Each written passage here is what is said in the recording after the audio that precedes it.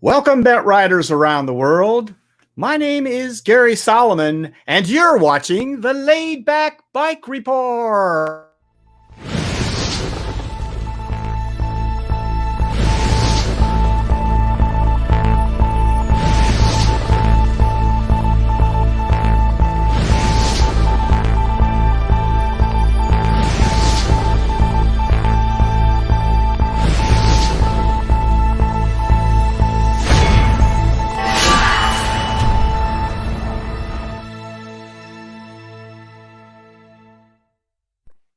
What a show we have in store for you today. I'm so glad you could all join us. Let me tell you about what we do have coming up. First of all, the show is basically all about choosing the right Velomobile. And we got a couple of guys on who are experts in the field and will help you make that decision, whether you're thinking of buying one or just interested in the process. First of all, our special guest on here, we're going to have Velomobile guru Josef Janning from Germany and Doug Davis. Yep, our own Mr. Wizard. Of course, he is a U.S. Velo dealer, exclusive kind of thing. And Doug is a well-known expert in Velomobiles. So we're excited to have those guys on as well. And then we have a short segment after that about some panniers with Varney and Larry Seidman. They're going to give us a little review and tell you guys about the panniers that they use. So we're looking forward to talking to them as well. Well, before we go any further, let's meet the crew of the Laidback Bike Report.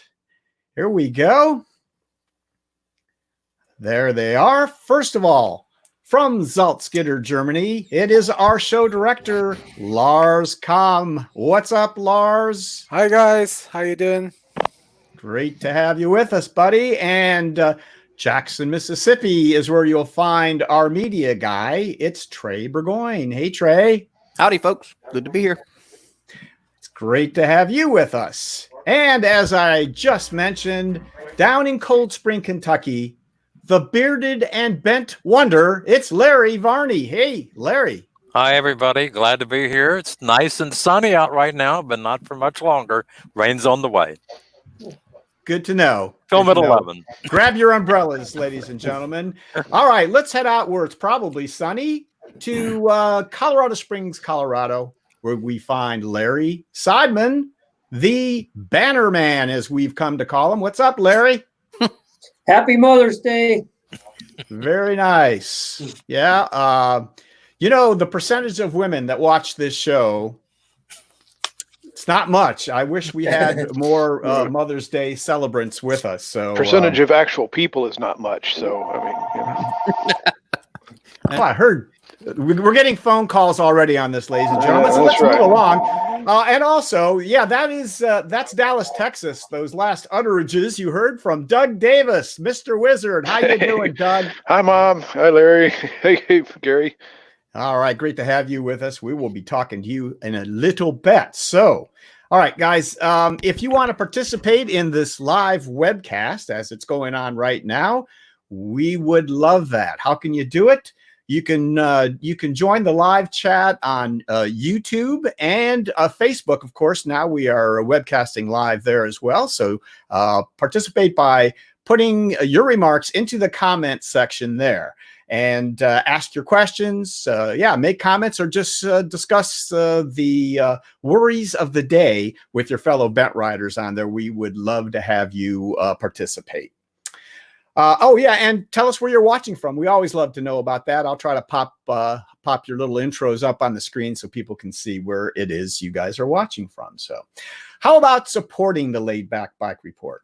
Well, you can do that by liking us on Facebook, subscribing to our YouTube page, and if you would, click on that little white eye up there, and you will be directed right to our website where you can find out lots more about what we do at the Laidback Bike Report. And if you want to support us financially, we would love to have you become a Patreon supporter, and you can do that for as little as $1 a month. We'll talk more about that at the end of the show. All right. How about our sponsors for this show? We love these guys. First of all, we have TerraCycle, makers of exquisite recumbent parts and accessories for your bent, and Trailside.bike, a fine recumbent bike shop on the Withlacoochee Trail in Florida, and Cruise Bike, designed for the cyclist who wants to ride farther, climb faster, and adventure more. All cruise bikes and frame sets ship free in the USA. And TerraTrike. Every participant in TerraTrike's virtual Rider Fest will receive an entry into a raffle for a new TerraTrike of their choice, including the much anticipated TerraTrike Spider and GTS. The drawing will take place live on June 28th, right here on the Laidback Bike Report. So ride what you like, but get out and ride. And look for details on the TerraTrike website at terratrike.com/riderfest or on the TerraTrike Facebook page. And the Hostel Shop, America's premier recumbent dealer with the largest variety of recumbents, parts, and accessories in stock and ready to ship to your door. All right. Well, honestly, I think Larry looks like a washed out peacock. I don't know how to describe it, but let's move on if we can, folks, to our first two guests. And yeah, Lars, you want to bring them up here and let me have them introduce themselves. I think that might be a way to go. We're going to talk about Velomobile selection with two guys that know a lot about it. First of all, it's Josef Janning. And Joseph, how are you today? Well, I'm fine, Gary. Thank you very much on this Mother's Day. It has been beautiful here on the Rhine in Germany. All right. And for those of you who don't know, Joseph does a tremendous amount of riding, mostly in his Velomobiles, in the area of Bonn, Germany, and not to mention all the other places he has toured. And we're going to get into that as well. So, Joseph, welcome. And let's start, if we can, by a couple of very basic questions, and then we'll get into more detail. And Doug, there's Doug. Glad to have you with us, Doug. And Doug will be chiming in here at the beginning, and then he'll have a section to talk about as well. All right. I think first of all, Joseph, if we can, let's define what a Velomobile actually is. Well, a Velomobile is an enclosed tricycle, mostly, even though there is no tricycle inside, because it's a self-supporting shell, like a car today, and to which the wheels, suspension, the drivetrain is mounted. So it is a trike, but with superior performance in terms of super aerodynamics, with excellent weather protection, wind protection. It gets warmer quicker than your car in the winter. And it also gets very warm in the summer. So, heat or cold is not a problem there. It is very good for commuting, and it is very good for traveling. Very nice. All right, we're going to get to some details on those. Now, there are various sorts of Velomobiles, actually a lot of different types of Velomobiles and configurations of them.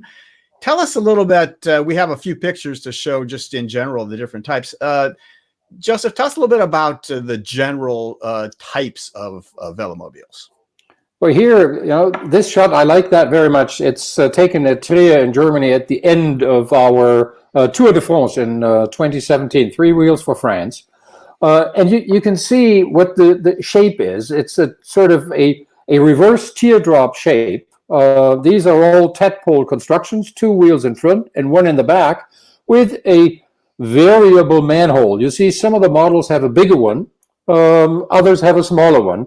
There is a tendency among the more sporty models to have a fairly small manhole because the size of the manhole means that you have extra turbulence, and the larger the manhole, the more potential for turbulence and the more potential for a disruption of the superior aerodynamic shape there is.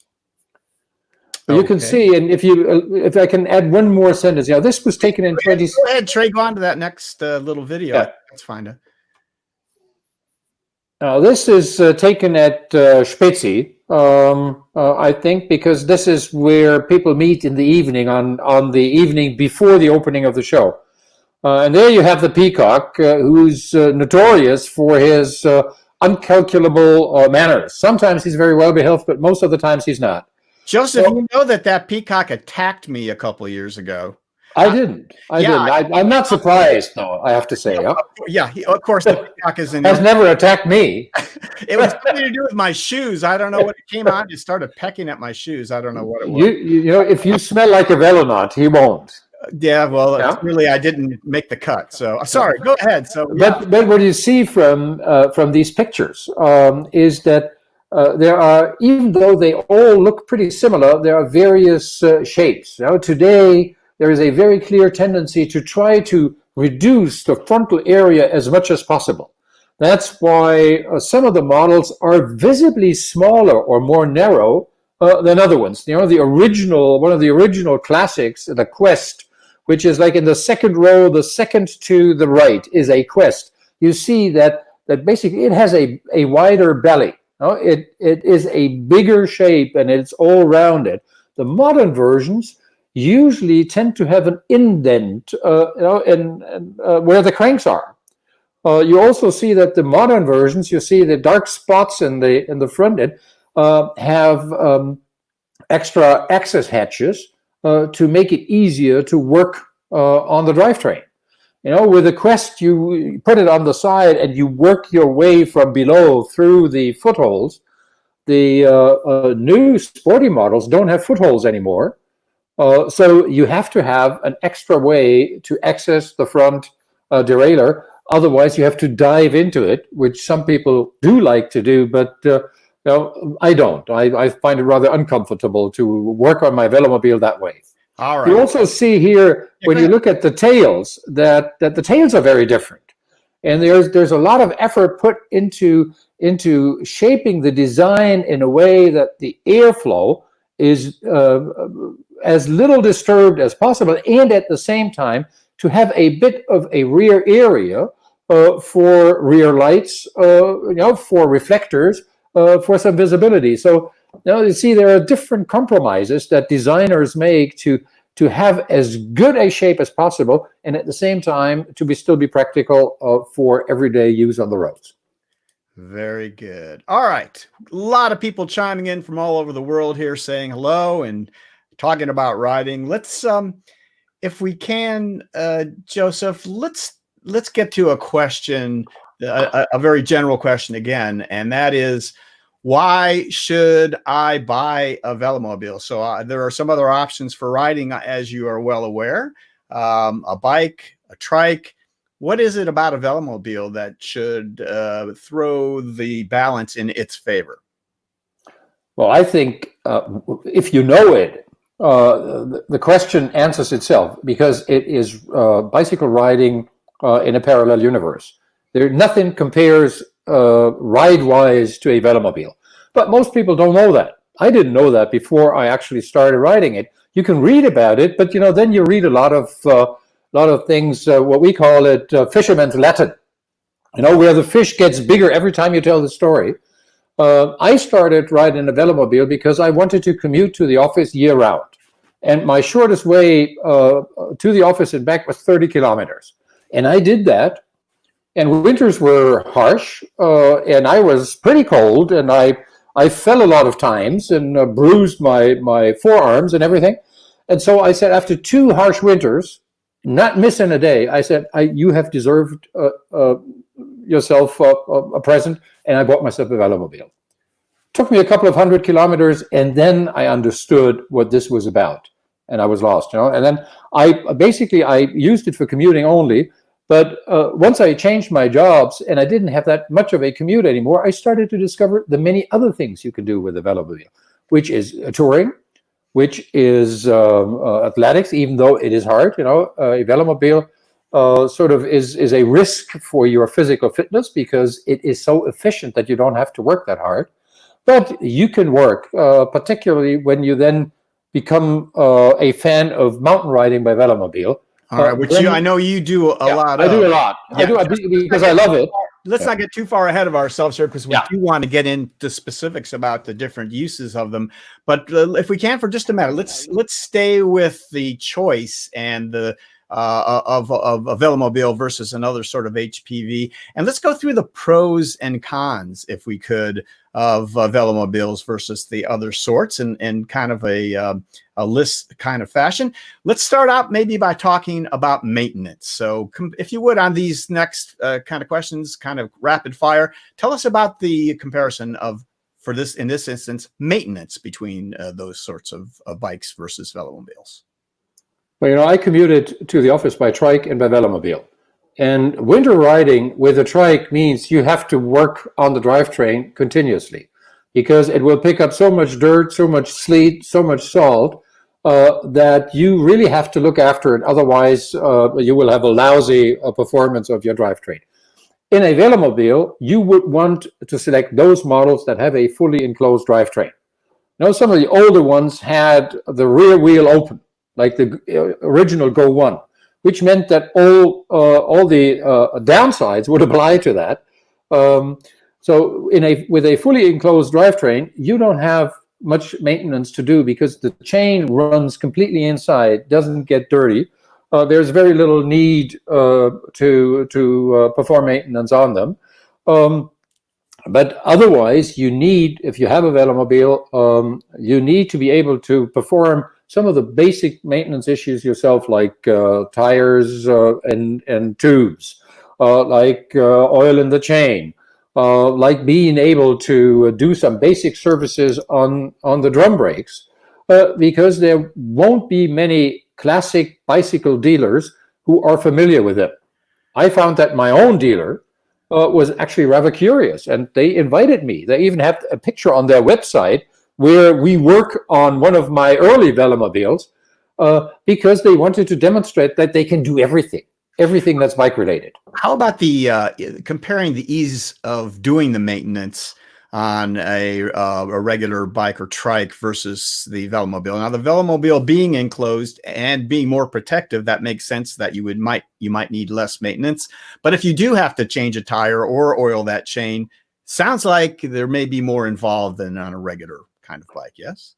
Well, oiling the chain, you have to get access to the chain. That, depending on the model, can be a little tricky, but it is possible.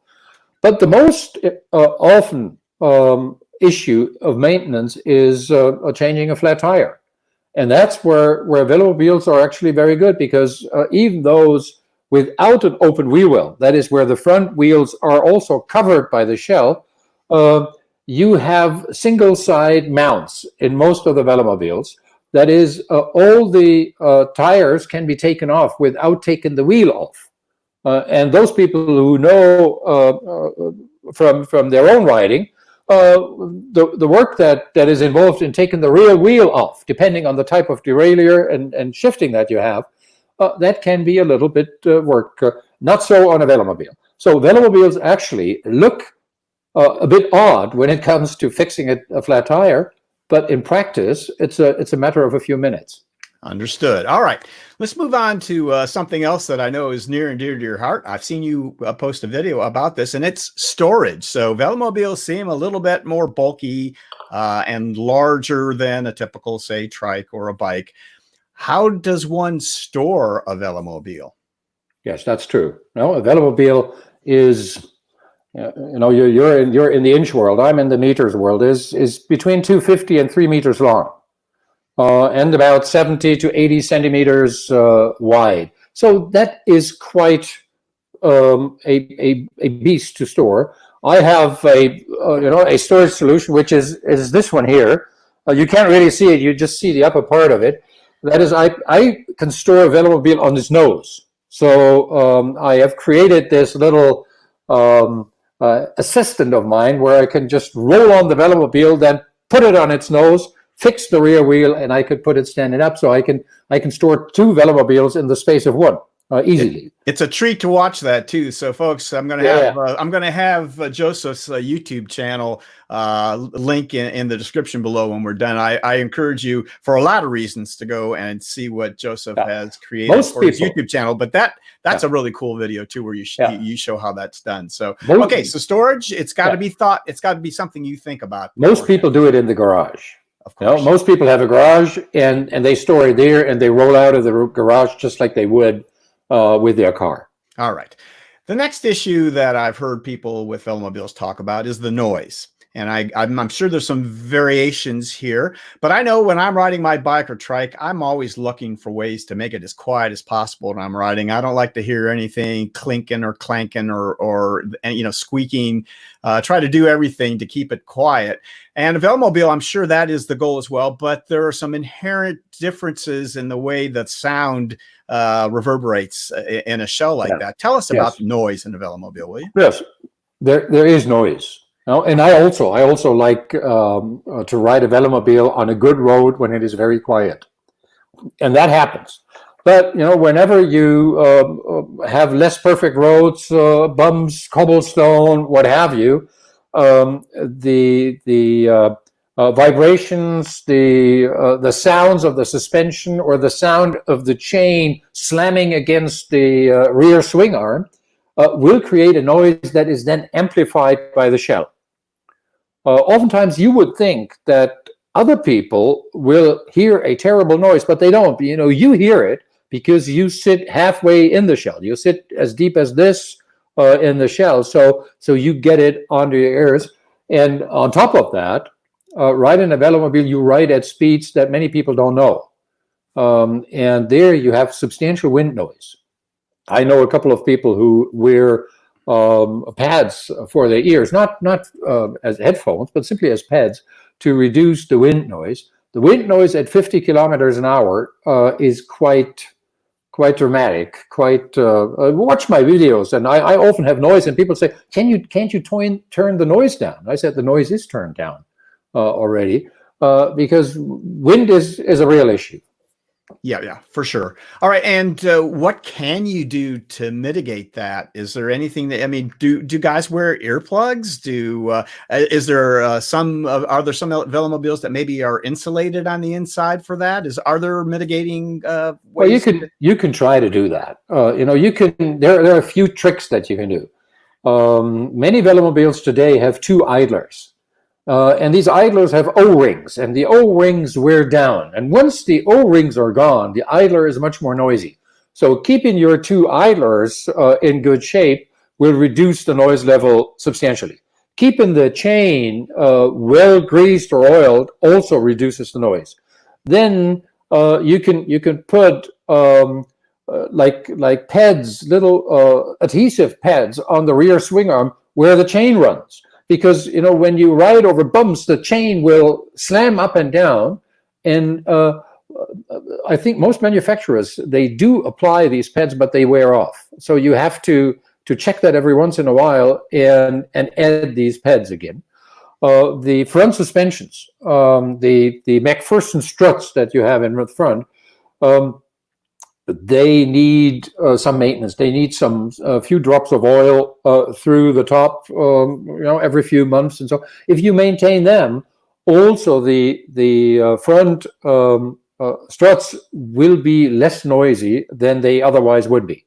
So these are the things that you can do in order to reduce the noise, particularly over bad surface. Very good. All right, let's move on to another very important subject. I am aware of a number of Velomobile riders, velonauts, who have been hit on the road by automobiles.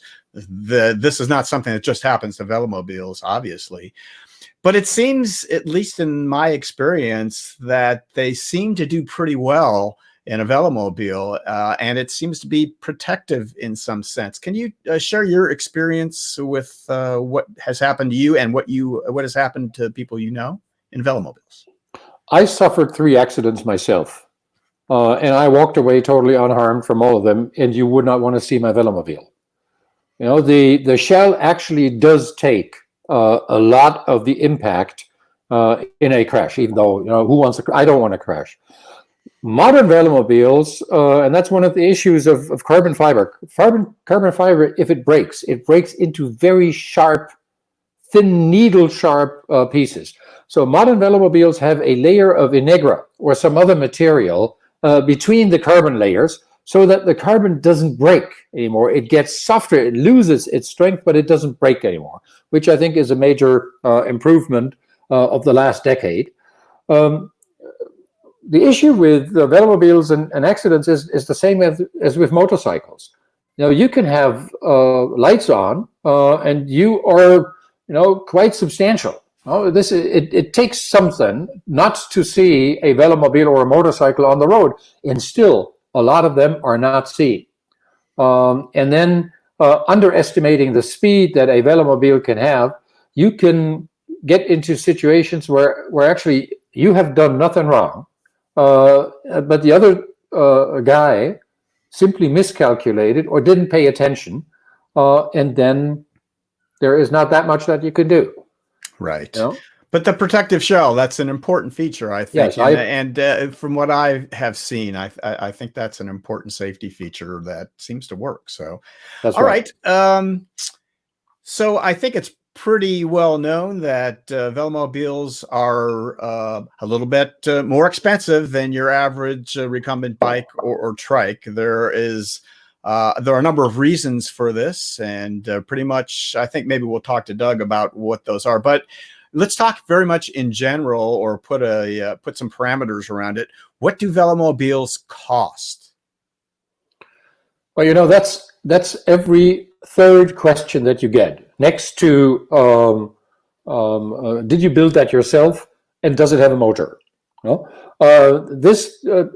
My response usually is, it has about the same cost as a very good road bike. And there are quite a few people around here riding very good road bikes. And then people continue asking, and then I say, all right, it's between 6,000 and 15,000 euros.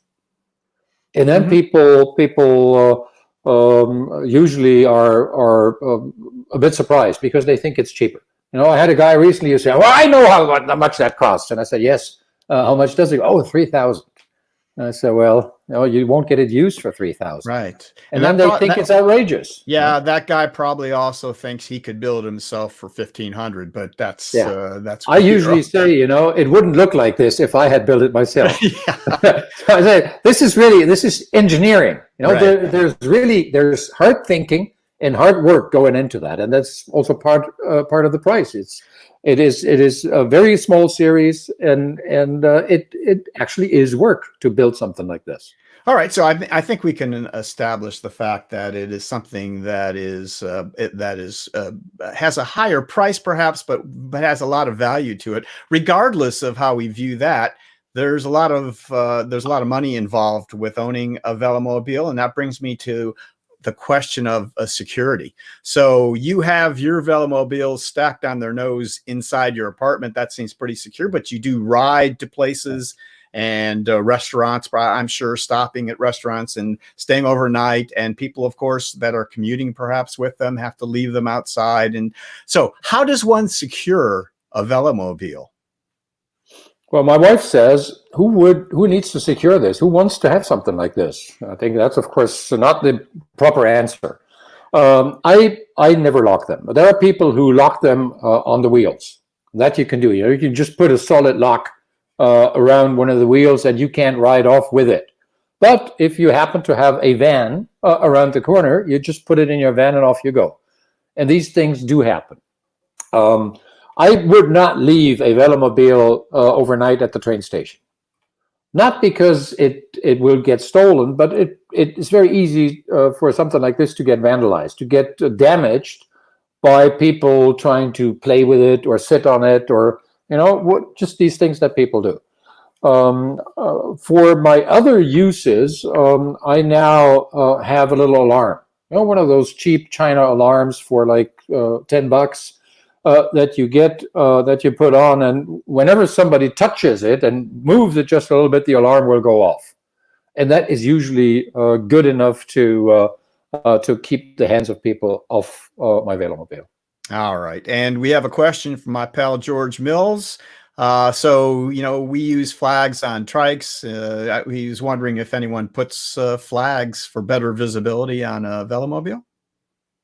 Well, there are a few people who do. No, I have seen that. But I've also been riding with a guy from Holland who had this flag, who could put it up and down on the side of his Velomobile. And when you ride behind him, you barely see the flag. Now, if you don't see the Velomobile, you will not see the flag. So on my trike, I also use a flag, one of those be seen flags, very visible, very bright.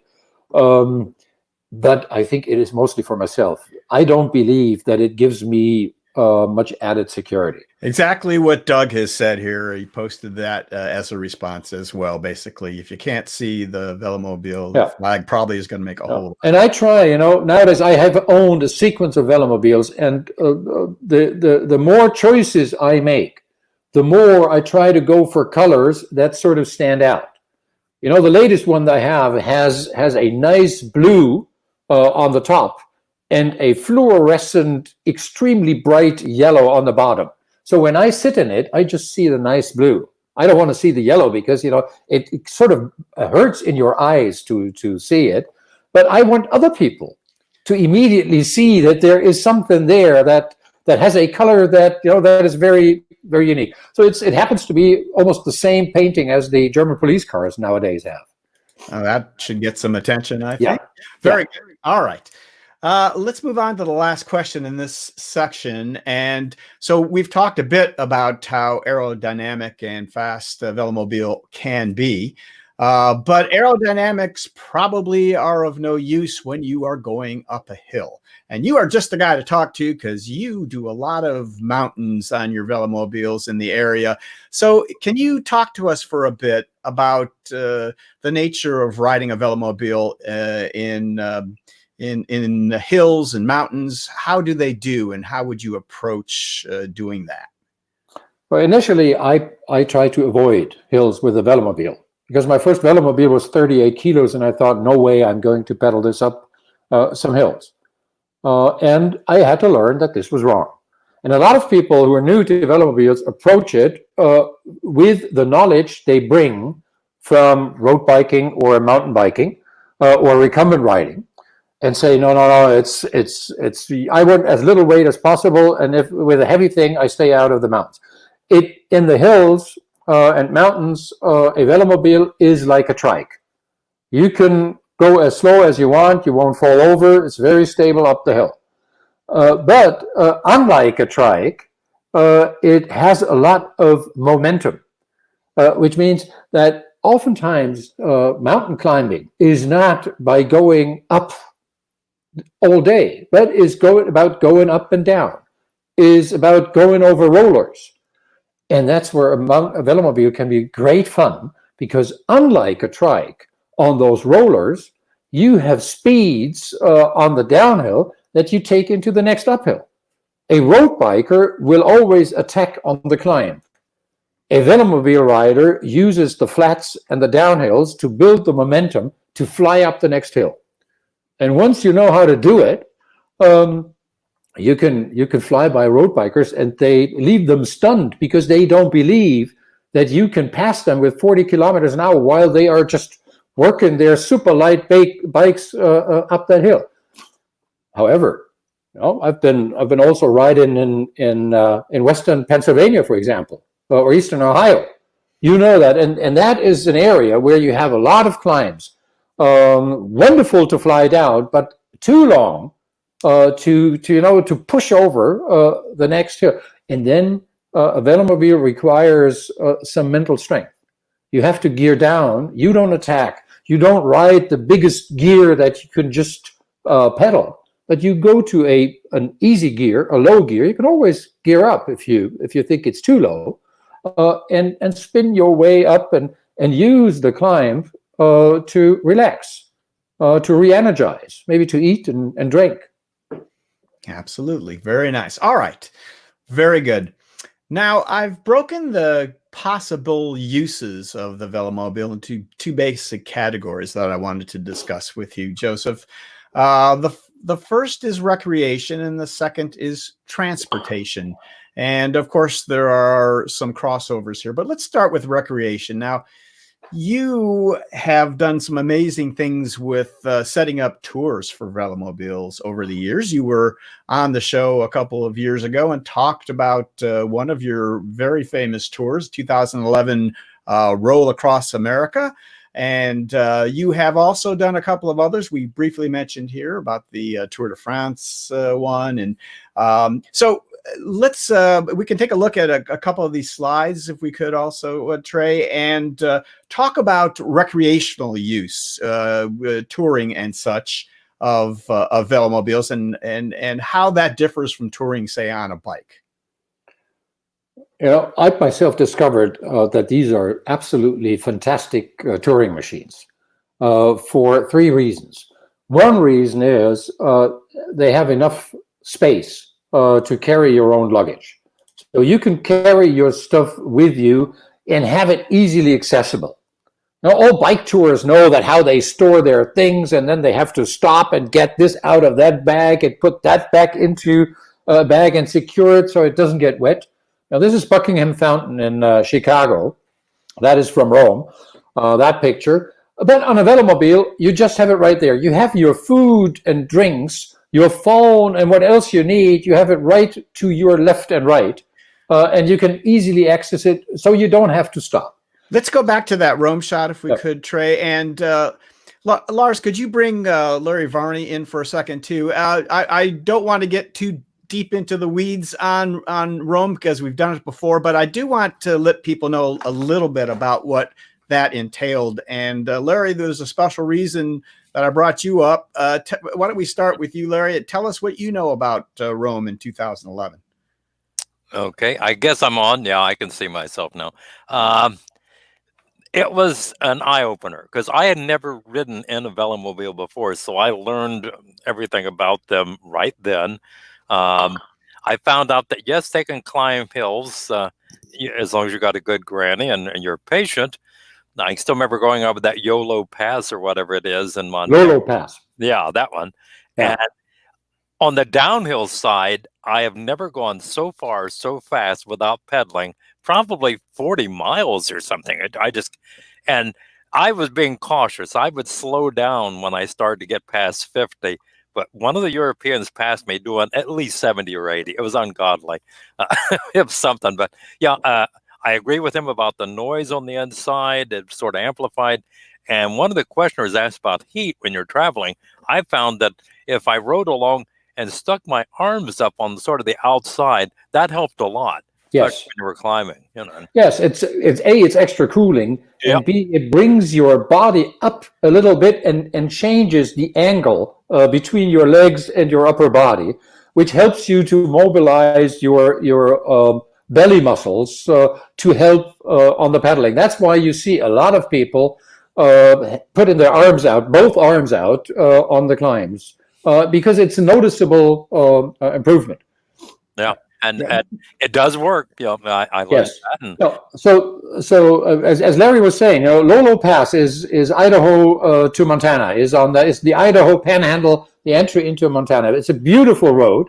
You go about 70 miles up, gentle uphill along the Clearwater River in the end, and then you have to work yourself over the path. And Larry and we were at the Loxa Lodge before and had a big lunch, and that I think was a big mistake. At least for me, I suffered a lot on that climb up to Lolo Pass. But then you have like 40 miles of a downhill, and you go 40 miles, and you don't, initially the decline is quite substantial, and then it sort of levels out a little bit, and you roll down into the village of Lolo and all the way down to the intersection where you turn off to Missoula, Montana, which I believe a lot of riders in the U.S. have done because it's one of the most famous routes out west in the United States because it's so beautiful to travel. So Joseph, you see, we got a question. I block it with the banner here, but he wants James Hinkle wants to know about that 1 second from the left in this. That is unusual looking. Do you know what that is? The yes, white. Yeah, tell us. Yes, that's a Tero Velo, and I think there are only 2 or 3 in existence. It's a very nice guy from Oklahoma City, Franz, who designed and built it. And this was the first one ever built. He participated in Rome with it. It is based on a Ketrike 700. That's it, the Tero Velo, is that right? Tero, PT at the... Yeah, we have it there. Thank you, CP. Yeah. All right, good. Now, let's... I wanted you to, if you could, just take a minute here and describe these three major tours in terms of where you started, where you stopped, and the distances involved. So for Rome in 2011. Yeah. Well, this is the other major advantage is that with a Velomobile, you can cover quite some distance. So on Rome, we did on average 200 kilometers or 125 miles every day. Mm-hmm. Which I would not want to do on any other bike. So we had a 4-week vacation to go from Portland, Oregon to Washington, D.C. And of course you can do it in less, but that then is not a vacation trip. That is sports. And that's very physical. But with a Velomobile, even people like myself, Larry, and others, normal people with some regular riding background, they can do this. Well, that's the first time Larry Varney has been characterized as normal in a very long time. Thank you on his behalf. Let's that. Yeah, let's Trey, could we back up? So let's okay, wait, I didn't let you finish, I guess. I'm sorry. So you covered that ground. How long did it take to do Rome? 4 weeks, 28 days. All right, now let's. And this was from what? This is from the from around the Baltic Sea in Europe. That is and stopped, and how long it took? That was from Lübeck in Germany, around the Baltic Sea, around Scandinavia, into the Baltic states, Poland, and back to Germany. 3 weeks. All right, 3 weeks, 3,500 kilometers. Previous slide, please, Trey. And this, I think, is the... That is from the Three Wheels for France. That is the Tour de France, once around France. 3 weeks, 3,500 kilometers. Probably the hardest tour that I have offered as a group ride so far, because France is a very hilly country. Right. Very good. That's beautiful. All right. And now, Trey, if you would, I'm sorry, hit that last slide with Alva in there. I want to just quickly mention we had Alva on the show here from Sweden a couple of weeks ago, and he does many tours. He just had to interrupt his tour because of the coronavirus in Eastern Europe, I believe. This was from a tour of northern Sweden and was it Finland, perhaps? Yeah, no, he went to the North Cape. That's right. Which is in Norway. But, right. So he went up through Sweden, into Norway, to the North Cape, and back down through Finland. Right. So there you go. And just to kind of show you a whole different aspect of touring on a Velomobile. Yeah, if we can stick with that model, this is one of the peculiar designs, because this is the first four-wheeler, which is a regular production bike. Has 2 wheels in the back. It's different riding, and it has really plenty of space. So talking in terms of transportation, or maybe going car-free. We want to go right now. Let's talk. This is one of the Velomobiles to look for. To the Quattro Velo, because we're going to go through each of them, or Doug will, and talk more about specifics. But yes, of course, that's a good place to go with this. So let's. That's enough for recreation right now. I think we got the picture. How about transportation? And Trey, go ahead to that next slide there. Or there we go. Okay, go ahead, Joseph. Well, actually, I think Velomobiles are pretty good as a transportation device, because they can carry stuff. You can also add a trailer. There are quite a few people who do add a trailer when they have to haul some more, some bigger grocery loads or something like that. I think that is practical. They are, in most cases, very well usable within urban environments or suburban environments. So you can actually go shopping with them.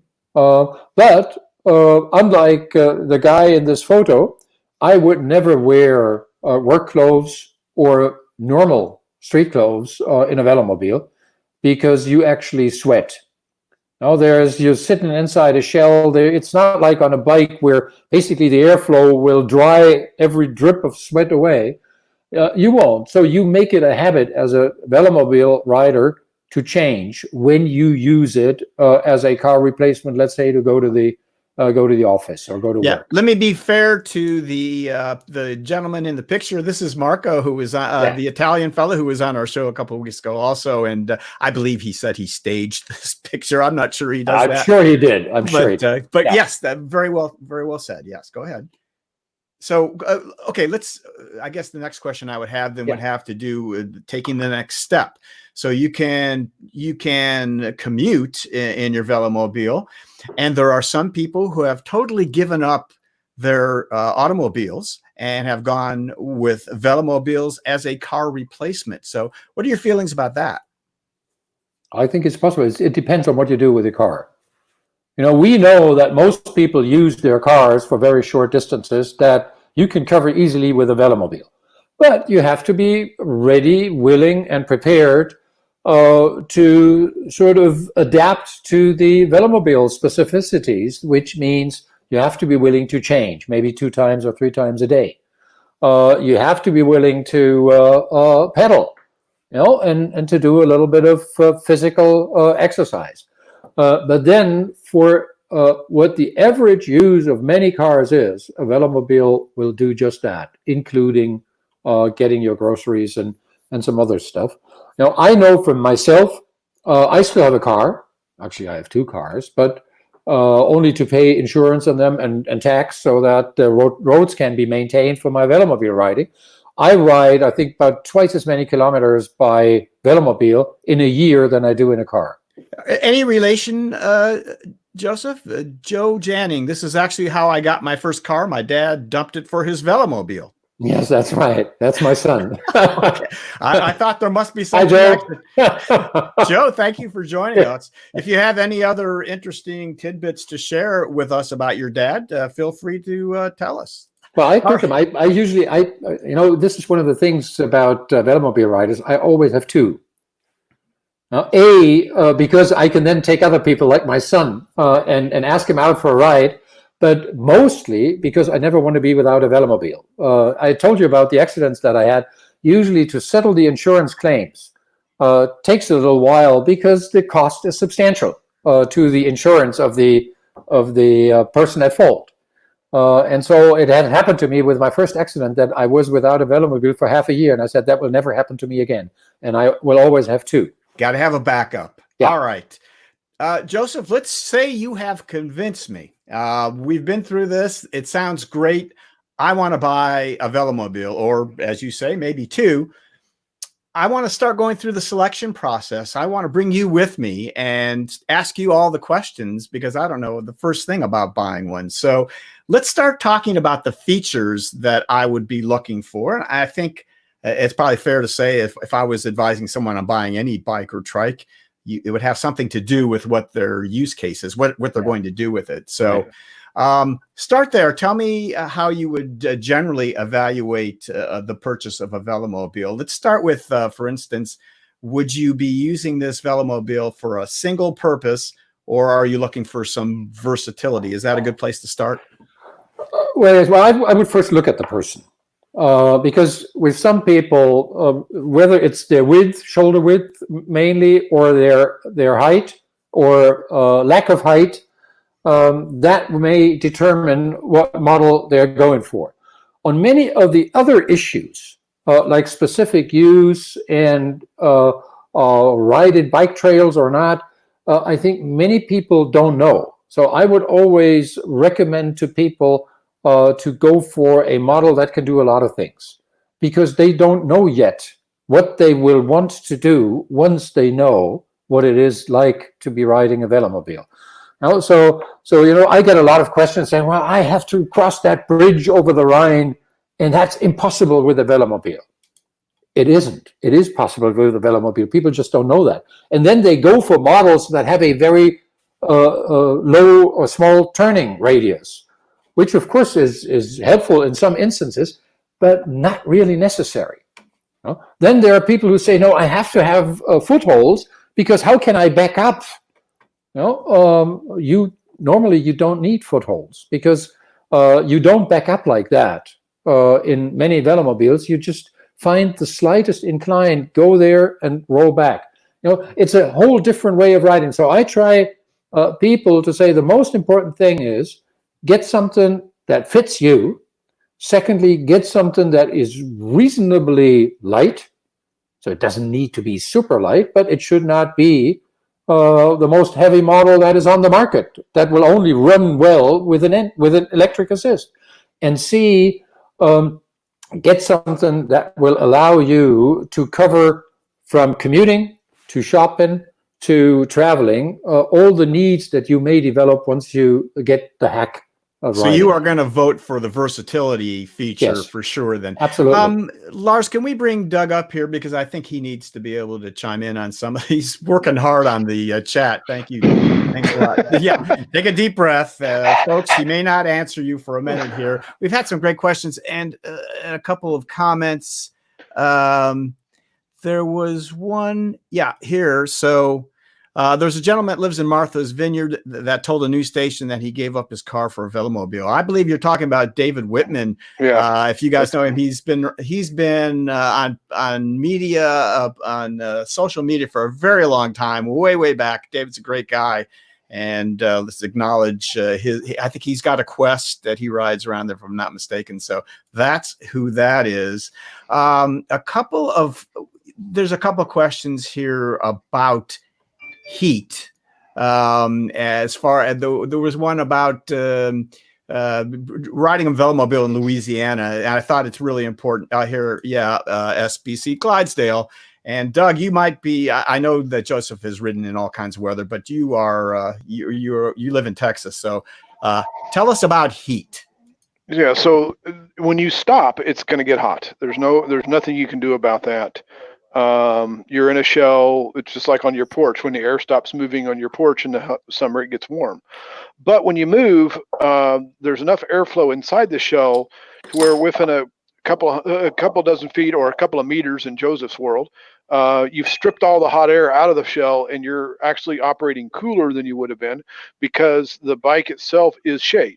So you don't have the sun load on your body. I found for the years of doing this that it's actually a much more comfortable, much cooler ride in any of these warm conditions than I would have on a regular trike. I agree. Yeah, I mean, and again, this is one of those things that's very hard to describe. I struggle with this all the time. And Joseph, you've had this same thing. It's hard to explain to people that it's so much different that you almost have to experience to understand what we're saying about how fast the heat strips out of the shell once you start rolling and how much cooler it is once you go down the road. That's right. How about a small computer fan? People thought about ways of cooling in there, electronics and such. I've tried it, but Mm-hmm. I didn't find it made much difference. The only thing I ever did that made any difference at all was I punched a bunch of holes in the seat, just to cool off my back. Yeah, the only real thing that you need to do is to have at least drilled one hole at the lowest part of the seat, so that the puddle of sweat that will gather there can drain.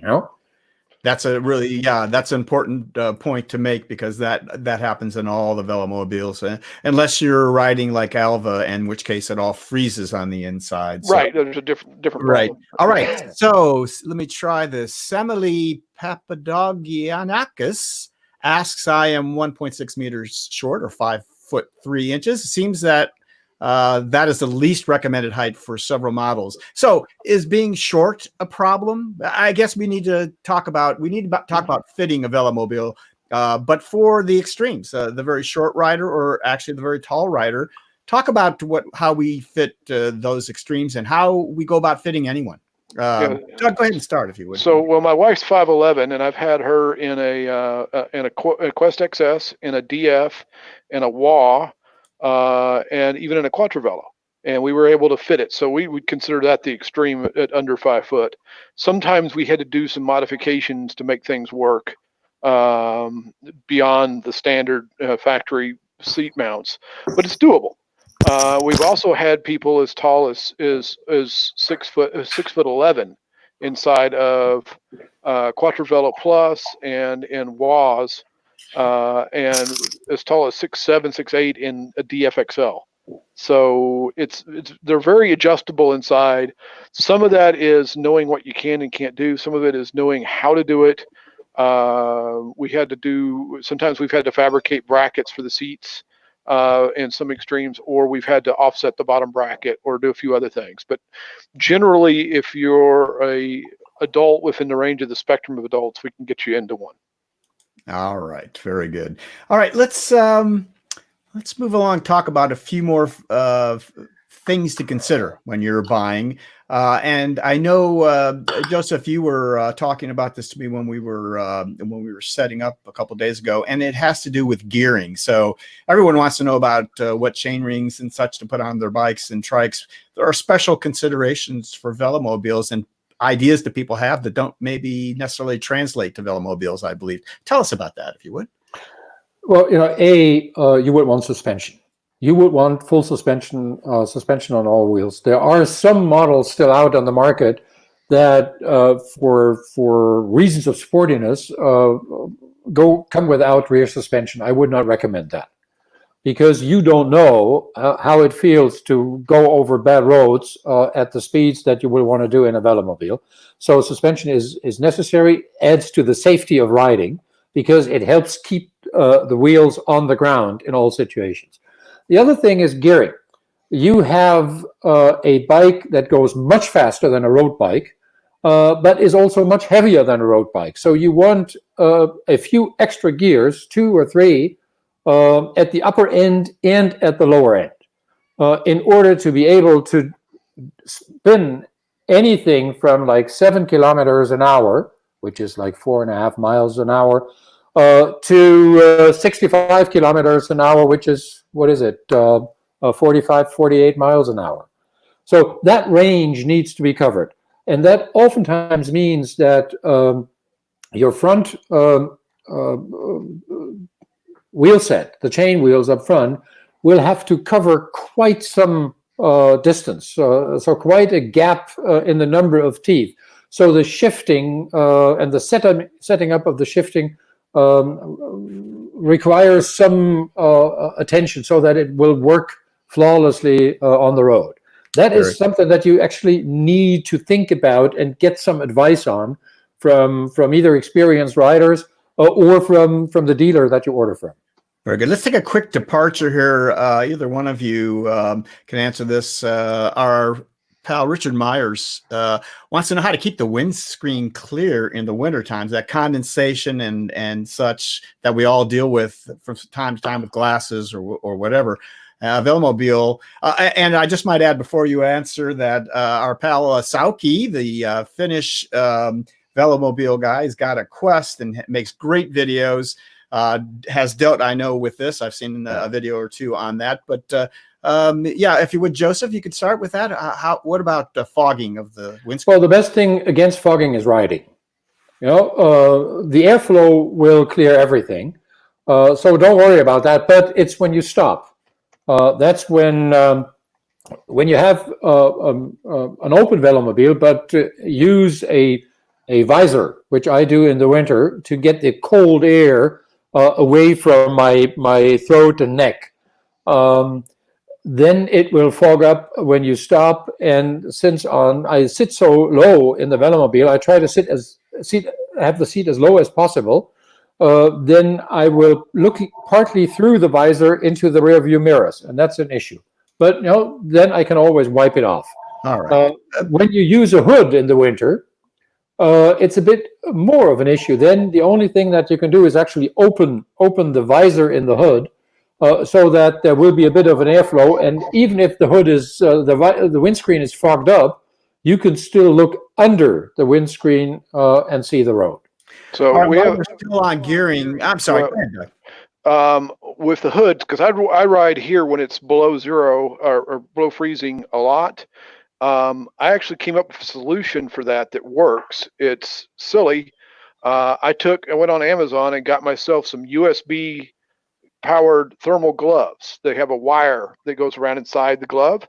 I took the wire out. I've put it around the windscreen of the Velomobile, and I just plug it into a USB battery pack, and that warms up the windscreen, and that keeps the fog from happening. Good. All right. We were talking about drivetrains, gearing, and such. Bill McBride here, that's not the one, wants to know about roll-offs versus pinion. How about gear hubs versus derailleurs on a Velomobile? Well, with a gear hub, you need a double-side swing arm. There are some models, Doug will talk about that, like the they have a double a swing arm, and the older Milans had that. So you can then put a roll-off hub or another gear hub into that. But on single side swing arms, you can't. The pinion would work, but then you would have quite a machine to install in the front. It's doable. I know a few people who have ordered the pinion and retrofitted it on their Quattrovelos. So it's possible. Yeah, that's a very common question. The roll-off, the pinion, the issue with it's doable. You can mount it kind of like a Bafang with an offset bottom bracket.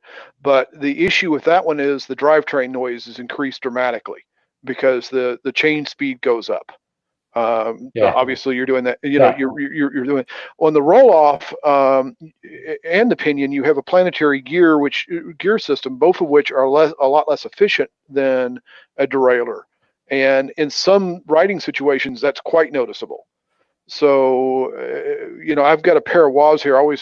This is very common. People always they say, well, I want to roll off, I want this, what's the difference? I said, look, I got two WAs here. One's got a roll-off, one's got a standard drivetrain. Go ride them and see which one you like. And inevitably they come back and say, well, the one with the roll-off was slower. And I said, well, not really, but it's got a different set of gear selections, and you have to have a different shifting pattern to think through on this, because it doesn't work the same. It is heavier, so you'll find that there's some drawbacks to it. But on the flip side of it, there's hardly any maintenance on it. And like Josef said, they don't work on double. There are people who've done it. Nobody recommends putting it on a single-sided swing arm. All right, let's move along here. Let me address this to Lou Pendley. Thank you for this question. It's a really good one. What would it take for Velomobiles to become the new mode of transportation these days? The way the bicycle changed the world, why not a Velomobile changing? So that is a bigger question than we are prepared to answer right now. That's a whole show in itself. Doug and Joseph and I have talked a bit about doing a show on just about sustainable transportation now and in the future. I think that that's a whole show in and of itself. So Lou, thank you for that question. If you hang on, we're going to address that in great detail in the coming weeks, or maybe a couple of months. We'll see when I can get to that. So, all right, let's kind of finish up with these basics here. The last two things I want to talk about in terms of figuring out what the best Velomobile to purchase and how to buy one. Ease of use and maintenance. Go ahead and show that slide if you would. Joseph, you talked about maintenance with Velomobiles and bikes. Let's, if you're going to choose a Velomobile, and maybe this belongs maybe more to Doug as we move along and start talking about the individual ones. There are some probably easier to work on than others. Yes. Let's just, Doug, should we save this for the individual ones? I think we'll go. We can. I mean, we'll get to that. How limber you are. Yeah, that's true. As this guy seems to be very limber. I don't know. He might have been in there for hours, but we'll see. Let's finish up with something that, I really admire about Velomobiles, and I think what makes them so compelling to people and why they like to watch this show about Velomobiles, and maybe they don't really ever intend to get one. And it has to do with the design and the looks of Velomobiles, because they're beautiful. They're amazingly beautiful design machines that move sleekly. And so I think that's something that enters into the conversation when I'm going to go buy that Velomobile that I want. Joseph, how does that enter into the conversation when you're talking to someone about buying a Velomobile? Well, my experience is that it's also a question of taste. Some people are really smitten by the appearance of the Milan. We will later get onto and show you a model like that. I don't. To me, the Milan looks a bit Korean with these bulbs in there, indents and outdents, and I like the very pure form of, let's say, a Quest or a DF. Which reminds me to race cars of the 1960s, or a Porsche car, which is probably under-designed instead of being over-designed. But here the tastes are different. I think when you look at that, and when you take a closer look at a velomobile, you see that actually form follows function, creates an aesthetic and design that has a certain aura to it, that has something where you say, yes, well, that looks good. And I get that comment a lot from people who have nothing to do with velomobiles. Yep. And they say it looks so beautiful. Which I agree. Doug, briefly, if you could, when people walk into your shop to look at velomobiles, what part does the look or design of that velomobile play in? It's so dependent on the person. So there are some people that are coming in, they'll look at a velomobile and they'll say, I'll never ride a Quattro because they don't like the aesthetics. I want a Mulsanne because it's beautiful. And that's what appeals to them. That's what matters to them, and it's almost, universally, that's the way they think. And the performance and the touring and the loading, all that doesn't matter. It's the aesthetics they're after. On other people, they'll look at them and say, well, the Milan is much faster. And why is that? And we show it to them. They go, well, this is ugly. It doesn't look great, but it's aerodynamically, it's superior to these other models. And if you're really wanting to race or you're really wanting to go fast, then that's your answer. Because sometimes things that work don't necessarily look good and vice versa. Right. All right. I almost forgot the one other item. Thank you, Raymond Burr. I used to watch Perry Mason all the time. I don't think that's the same Raymond Burr. But what about electric? So yeah, we were going to have a discussion. We need to take a few minutes here because this is a huge aspect of many people's purchasing ideas about velomobiles. E-Assist. Joseph, let's start with you. Do you use E-Assist? What do you recommend as far as that goes? Well, I don't use it. And I do not plan to use it until I must, until my own abilities will not allow. And then I think it's totally legitimate.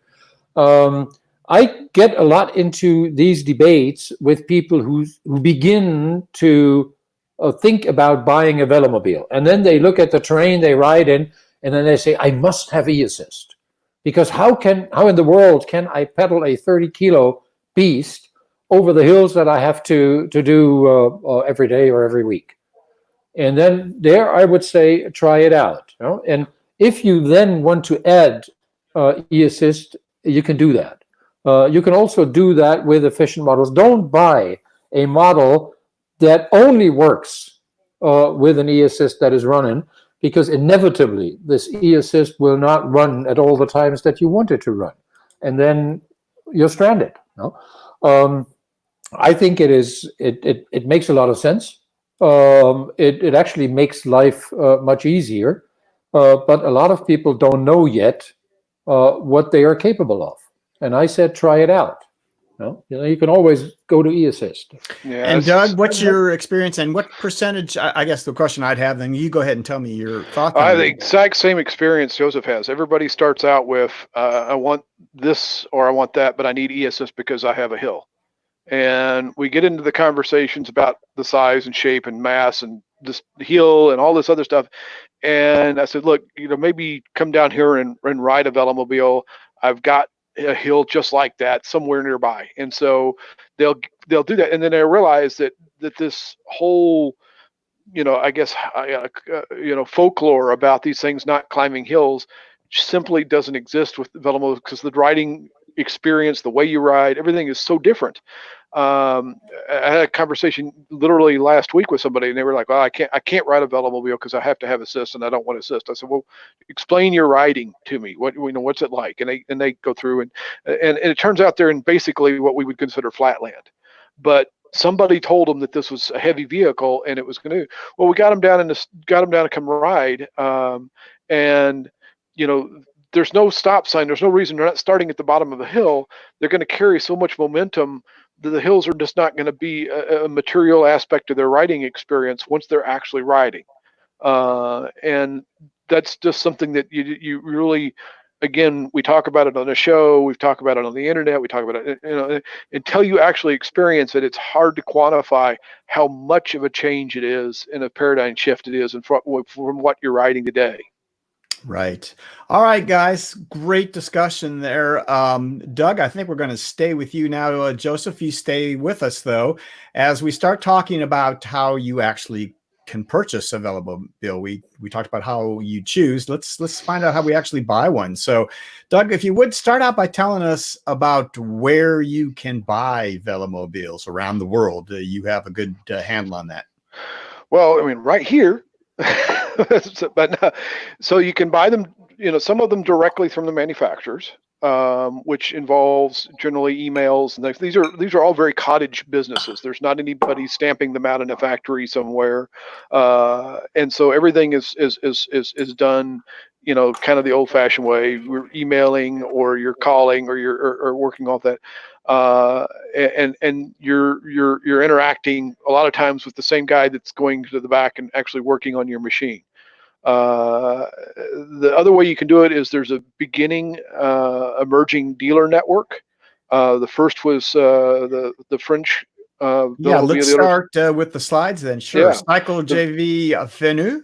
They were the very first one, and they started basically bringing all the models of Velomobiles into one place in France, so people could try them and see them and work with them, and then they can do the ordering and more importantly, the fitting and any of the maintenance and things that need to happen with them, and stock some small parts like and what have you. Joseph, tell us when. Do you know when they started? I think they started about 5 years or 6 years ago. Okay. Yeah, that's right. When we did the Tour of France, we did a night ride. On my tours, I always want to do a night ride. And the night ride was, I think, at 1 a.m. We arrived, not all together, but one by one, at this shop. And they put up a rest stop for us at the shop at night. And I think I stayed until like 4 a.m. and then continued on to the Ile de Ré, which is not very far from where their store is. All right. And then the next bike shop we're going to talk about that sells Velomobiles. Oh, I was there. Yeah, that's Doug in Bicycle Evolution. So tell us about your shop real briefly, Doug, when you got started and what you do there. So we're a little over a year and a half old now. We've brought all the Velomobiles in. I basically brought them because of my buying experience direct with Velomobiles and having to fly to the other side of the planet to actually test ride one. And other than finding somebody who has one, that was the only way you could do it. And so we had this idea of being able to bring them over here so that everybody who wanted to could test ride them. And then we could also do repair and maintenance. And also one of the other issues I had was getting parts. And even as simple as getting decent tires was always a challenge. Getting 20-inch tires that could take the beatings that the Velomobile can dish out was always a problem. And so I decided through my wife telling me basically I had too many bikes in the house, too many Velomobiles in particular, that we needed to start a store that specialized in it. So here we are. And we're basically it for the United States, but we have, every Velomobile we can possibly get our hands on so you can ride and try out. Very good. All right. And then finally, our pal John Williams and Neil Hood have very recently started a dealership in London called Velo Ads. John's been around for a while. He's been on the show quite a few times. Talked to them this past week and they weren't able to come on, but actually we're going to talk about their dealership specifically. I think in the next couple of weeks we'll have them both on to talk about what they are doing there in London in the UK. So there are not, I guess the point of this is there are not a lot of dealers around the world, but these are 3 that exist right now that you can talk to. Now, what I want to really get more in detail is how the buying process itself works, Doug. So Tell us about what happens when a customer comes into your shop or one of these other dealers. How does the buying process go? What happens? So typically, we've talked to them on the phone, and they've come up through that kind of contact or via social media or something like that. They have an idea of what they want because they've been on the internet and they've gotten loaded down with opinions. And so we start them out there, but we try to after we meet them and talk to them and understand them, we try to encourage one that might be a better fit for them. But we basically want them to try a couple of different versions that are around their use case. And once that's in place, we take it's a small deposit. Get yourself in line. Now, all of these are built to spec. So, there's a configuration process. We can make suggestions on that. Sometimes the suggestions are a departure from what the original thoughts were, and sometimes they're right online. But once we can get their suggestions and things like that, get them all organized, we get an order placed, and then the wait begins. And it's right. So they can get that if it's not on your floor, they can order and have that Velomobile in just a couple of weeks, probably. Huh? Yeah, typically we don't sell a lot of floor machines because it's hard to guess what a general customer would want, and most people would rather have their version of it than what we have on the floor. Our stuff is pretty generic. And it's a lot of times it's just simpler for a customer to order what they want than the expense of retrofitting something that's on the floor or repainting it in a lot of cases to match what they really wanted. It's quite expensive to repaint one. It's quite expensive to go through a retrofit process if you're changing from a roll-off to a drivetrain or vice versa. So it's more often than not that we will order one for them and then work through the process of getting it shipped over here and imported and delivered to them. And if they've been here, we can get it fitted here, and so we know right away what their sizes are. We can get that from the factory, so it's almost rideable when they get it home. Good. And Joseph, if I can ask you, you have purchased, I didn't ask you how many Velomobiles you have purchased over the years. You can tell me that. And then tell me typically what the process is for you. How do you buy them? Well, I think I'm up almost double digits in terms of Velomobiles I've purchased. But I have bought them direct because, I'm 250, 260 kilometers away from Draunton, where Velomobile NL sits and where Intercity Bike sits, and so that is a day ride.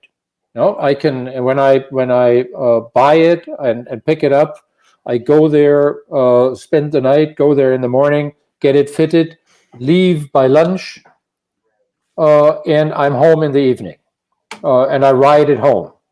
And so that's the advantage here when you're in Velomobile heaven, like we are here in the Netherlands in the northwest of Germany. We're in paradise. That is very different from where you guys are. That's why Doug's store is so important. That's why JV Venue in France is so important because there isn't that proximity. And there isn't the possibility for people to just do that. And so you need stores like that in order to give you at least some idea. If you allow me one more sentence, we talked about David Whitman before. David says it often that he ordered his Velomobile without ever having sitten in one, without even a simple test ride. He just took that decision and said, I'll try it out. I've read about it. I hear from people. I watch people, and I think I was one of them, one of those people that he watched, and I'll just try it out. And that still is something a lot of people do. Right. Absolutely. All right. So we have talked about how to choose and what are the features and how to fit them. And how to buy them. Now let's talk about the specifics of the Velomobiles that are available to buy so that we know the models that can be chosen. So Doug, you're going to take the lead on this, and then Joseph, wherever you have experience or anything to add, please just chime on in. Doug, we've got pictures for that's a center main. And take it away. and it's a center Mango. It's actually the first Velomobile I ever owned was a Mango. So it's it's still one of the more interesting, versatile ones. All four wheels are the same size, or three wheels are the same size. Got a lot of cargo space in the back, and it's short. It's very short. Yeah, it's the shortest Yeah. one of them all. Yep. Yep. The Hilgo is their newer offering. I've ridden one. It's got a unique linear drive system for the back derailleur, and it's one of the easiest to maintain because the top pops off. Okay. Yep, there's the shifter.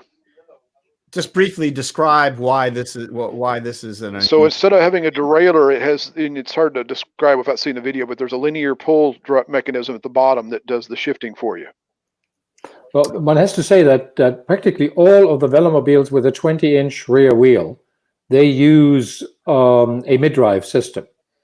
Because with a 20-inch wheel, if you have a standard derailleur, it brings the chain so low to the ground that it is impractical. So this is why the Mango has it, and this is why they have sort of invested a lot of thinking into perfectionizing the mid-drive system. Kevin Doug said that the Hilgo is even shorter than the Mango, which that may be the case. Is that right? Do you know? I actually don't know that. No, I know. So yeah, I have a Hilgo that I'd say they're almost the same size. okay. I mean, there may be I would have to stand them nose to nose, but maybe a centimeter or two difference, but they're pretty close. How about licensing requirements in the USA? No, they're considered bicycles. Okay. Good to know. All right. So those first two, the Hilgo and Mango, we want to make clear here, those are by Sinner, the company that's in Dronten in the Netherlands. Okay. And now we're going to talk about Velomobile.nl, also in Dronten. This is, if I may throw that in, this is the Quest. This is the modern classic. If there's one, it is this. This has been in production for 20 years. Okay. Yeah. Originally in fiberglass and now in carbon fiber. Very good. And the Strada. And that's the Strada and the Mango are cousins. I would guess that's the best way to say that. With the Strada having a different rear wheel and rear drive assembly, but the same shell as the Mango. All right. There's a rider. Seems like he knows what he's doing. Yeah. It's actually the first time he ever sat in a Velomobile. That's Lars's Strada, and that was the first time I had a chance to try out a Velomobile a couple of years ago. It was great fun. Okay. And another Quattro Velo. I think seen that one before, Gary. Yeah, I've ridden that one too. Mm-hmm. Those are two of the ones we have here that you can All actually right, ride. So what we haven't specifically So Quattro alluded to it. Let's take a second here. So the Quattro Velo, it's Quattro because there are 4 wheels as opposed to 3 wheels. And let's, Joseph, let me toss it back to you for a second, if you would, and tell us what the advantages and disadvantages are of 4 wheels versus 3 wheels. Well, I have to say, I've ridden one for 2 years. I owned one of the, I think mine was Quattro Velo number 19, the one that I had. The advantage is, the stability of a 3-wheeler is only if the center of gravity is within the triangle. With a 4-wheeler, the stability area is much larger than with a 3-wheeler. So a 4-wheeler is more stable in the corners. So you can get in trouble with a Quattro Velo when you are on some loose gravel. Because then the rear will start sliding. But the main risk with a 3-wheeler that you tumble over will hardly happen with a Quattro Velo. The Quattro Velo also has an ingenious double freewheel system. So it means that both wheels can take the load. And always the wheel that is going slower will take the load. It's like the reverse from a car. When you see cars that are stuck because one wheel is spinning like mad and the other wheel, which would have traction, is not moving because there the load always goes to the faster moving wheel. So I have tried Quattro Velos on a slippery surface up in the mountains, And the climbing ability of these machines is amazing. And of course, when you have two wheels in the back, you don't have this tear shape tail section. You have a fairly wide tail section. You can transport a whole case of water, or a case of. I have one video out on my channel where we did the luggage test with six packs. Yes, because the volume carrying capacity of Velomobile is not in cubic meters. No, it's six packs. Yeah, it's a six packs of glass bottles. A third of a liter, 6 glass bottles, 26 six packs you can store in a Quattro Velo behind the seat. So nothing is to the left and right or in front of the rider. It's all behind the rider. Very good. And Doug, you want to chime in on the 3 versus 4 wheel, or shall we just move on? Well, Joseph said exactly what I would say. The climbing is astonishing on this because of the traction. And in slippery, wet roads, it tends to operate like it's on rails. You can certainly push it around the corners hard, and it'll stay tracked. On a tripod Velomobile, you have to lean into it by pushing your weight against the shell and lifting a wheel if you're so inclined to shove it through corners at the same speed, and that's a little risky unless you're really well balanced and understand the machine. On a Quattro Velo, you wouldn't have first of all, it wouldn't lift, but second of all, you don't need to do all those extra maneuvers to do it. The body will roll, the track will stay in place. All right, very good. All right, let's move along. We did a show 2 or 3 years ago from the Czech Republic, with Stefan from Katanga. Katanga makes the WOW Velomobile. Let's talk. We briefly mentioned them earlier, and I said something about maintenance too. Tell us about the WOW, Doug. So the WOW is a modular design. There's a lot of different configurations of noses and tails and drivetrain options. It's one of the more configurable Velomobiles we have available to us. And literally the nose, the tail can be interchanged between versions of the same bike. There are a number of people that believe it's the easiest one to work on because the nose and tail remove. In a lot of cases, it's very easy for a normal bike shop to work because inside the WOW is normal bike parts. There's very little customized parts. It has a dual rear dropout system like a bicycle. It uses normal bicycle drivetrain parts. Other than it's got a shell around it, most bike shops can pretty much easily work on it without special tools or even special know-how. So that's a huge benefit to a lot of people. It's also the only one that comes with a factory e-assist option, which you can purchase directly, ready to go with the wiring harnesses and stuff, not a retrofit kit. Very nice. Okay. Now, how about Velomobile.ro? So this is an interesting story. Doug or Joseph, maybe you can start with this. This is a newer factory for Velomobiles. Can you tell us a brief history of Velomobile.ro and what they manufacture? I think you're muted, or there's an issue there. I'm very sorry. No, you're fine. There's a young guy named Jan who worked, I think by coincidence, at the Quest builders, Velomobile NL. Mm-hmm. But he was an entrepreneurial guy, and after some time, because they were ordering the shells from a factory in Germany, not very far away across the border, but that was all very expensive. So the margins were low, and the production capacity was not very large because they were doing other things and only doing Velomobile shells on the side. So he said, and I think there was some private reasons. His girlfriend or so was from Romania. So he said, I'm ready to go there and build a factory, train the people, and we build shells there. And so the Velomobile guys said, okay, we invest into that. We help you build up that factory. We become partners. And it took them a while, but now I think 6 or so years, or maybe 7 years even, into their existence, they are not building all the models for Velomobile.nl, but also for Intercity Bike, who is sort of an offspring from Velomobile NL. but also for Ridderwerk in Germany, the Milan producers. And they now have their own model, which is designed by Daniel Fenn and produced by them and distributed through a new small dealer network. It's a new distribution model they have designed. So it has become the place in Europe. It's a mass production factory. I think they put out some 30, 40 Velomobiles every month. It's Velo City, like Detroit was Motor. Yes, it is the Detroit for Velomobiles in Europe. Absolutely. All right. It has been a very successful story, and it has created jobs in one of Europe's poorest countries, out in the countryside.